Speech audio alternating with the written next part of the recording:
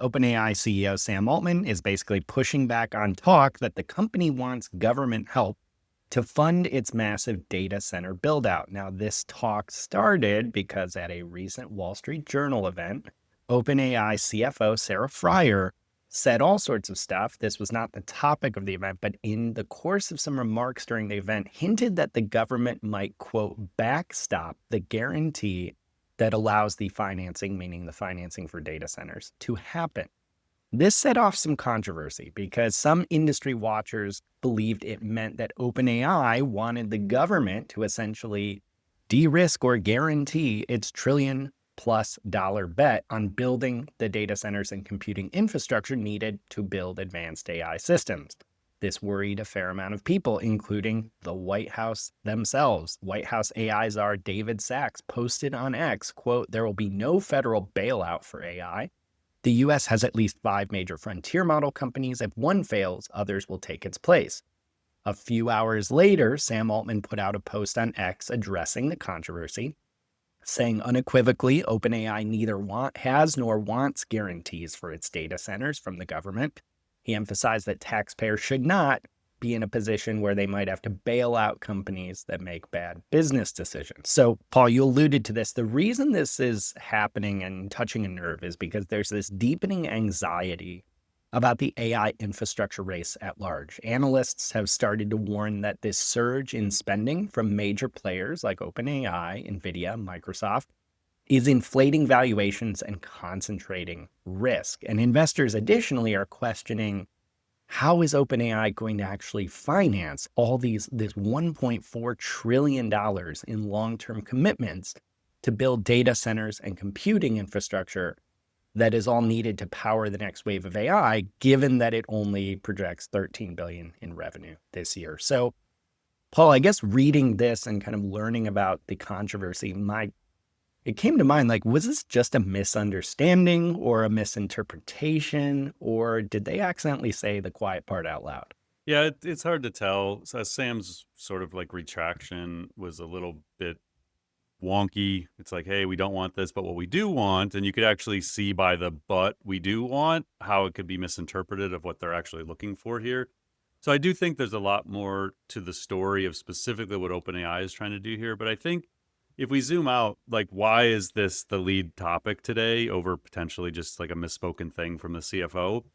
Um, because I do think it gets at the uneasiness that investors are starting to feel, that economists are starting to feel, that business leaders may be feeling around how impactful and important these like 4 to 5 companies are becoming. And so the key for me is that the US economy is actually becoming increasingly reliant on AI and the companies that are building and empowering it. So we're starting to see obviously the impact on jobs. We seem to talk about that every week. We'll talk about it again this week. And then GDP seems to be being affected by this build out of the data centers. Mm. So the spending on CapEx for energy and data centers by these big labs, if you think about Microsoft, Google, OpenAI, Meta, XAI, and we could throw Amazon in there, they're going to spend probably close to $500 billion in 2026 and certainly trillions thereafter. OpenAI on their own plans to spend well over $1 trillion just in the next like 6 to 7 years. So we're looking at trillions of dollars. Now, why are they doing this? Well, because as we've talked about, the market opportunity is trillions of dollars. So the companies that build out these data centers, that control the cloud infrastructure, that serve up the intelligence that everyone is going to be demanding in every piece of software they use and every hardware device they use, what I've called the age of omni-intelligence, where literally the AI is just omnipresent in everything we use. And they're omni models, meaning they don't just do text, which doesn't require a massive amount of compute. They do agentic, they do reasoning, they do image and video generation. Eventually, they will generate world models and video games. And so the compute demand is going to become so massive. The other thing tied to the economy is a lot of what we're seeing is these AI labs talking about the fact that the build out of energy and data centers is what's going to create jobs. Mm. So while jobs may be flat in other areas, they're saying, hey, we're going to hire 30,000 people over the next 5 years to build out all these data centers.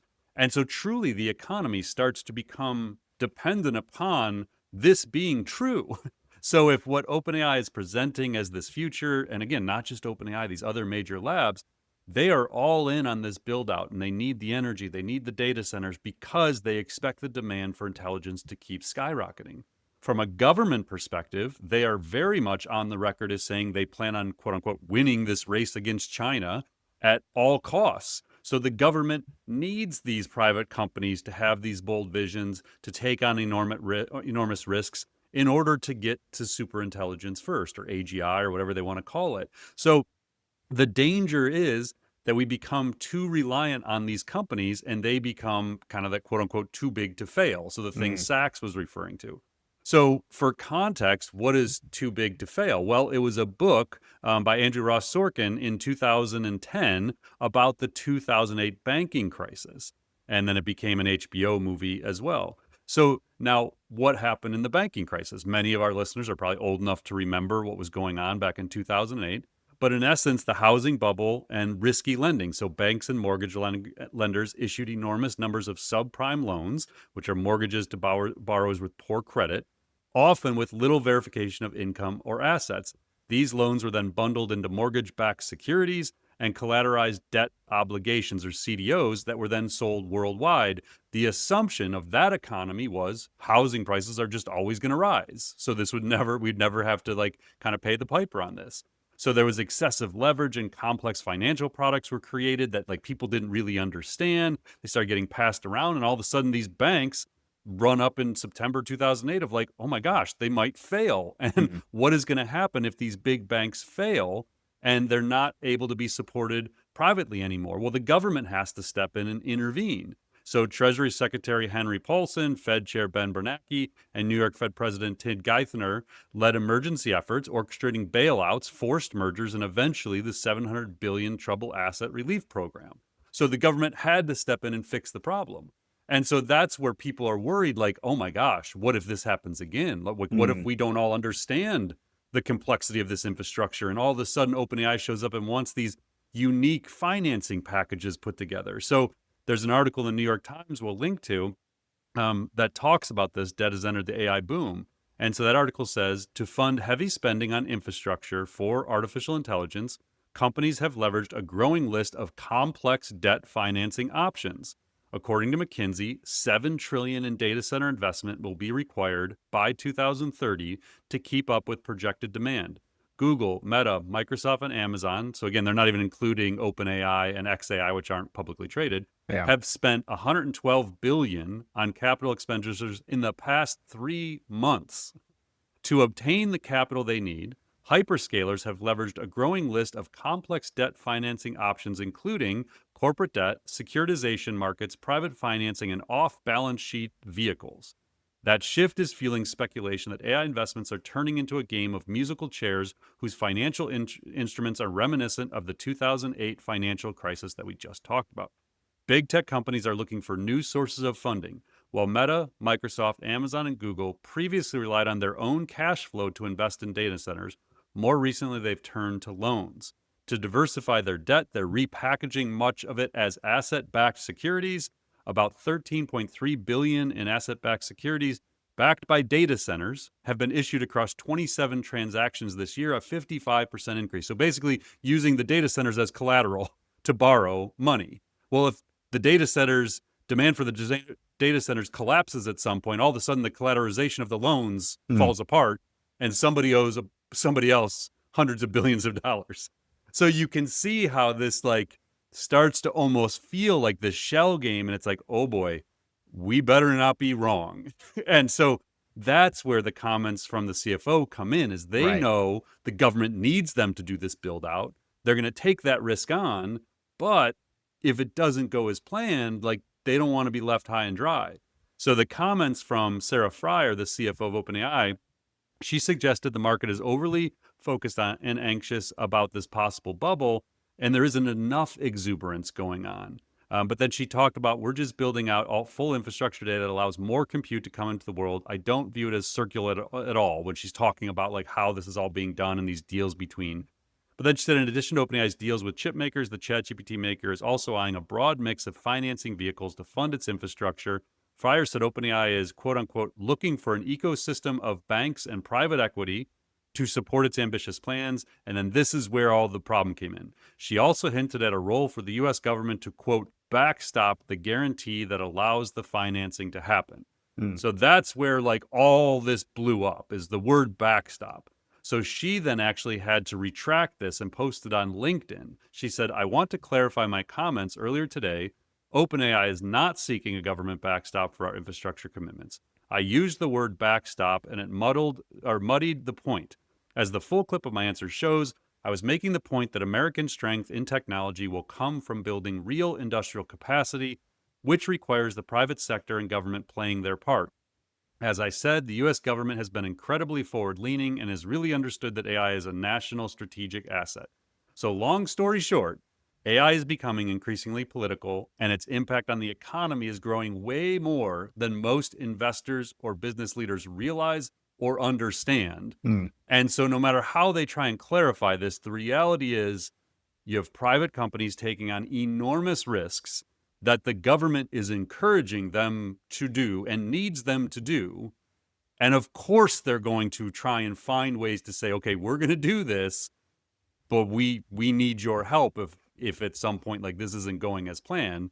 And David Sachs, again, who's the AI guru for the administration, speaks on behalf of the administration, is like, yeah, tough luck. Like if Hmm. you go under, we got 4 other labs we're depending on. So you're on your own. But then everyone hedges. So even Sachs is like the tough guy, like, oh, and then he comes back and what his last thing, I think I had it in here. Yeah, he said, finally, to give benefit of the doubt, I don't think anyone was actually asking for a bailout. That would be Right. ridiculous. But company executives can clarify their own comments.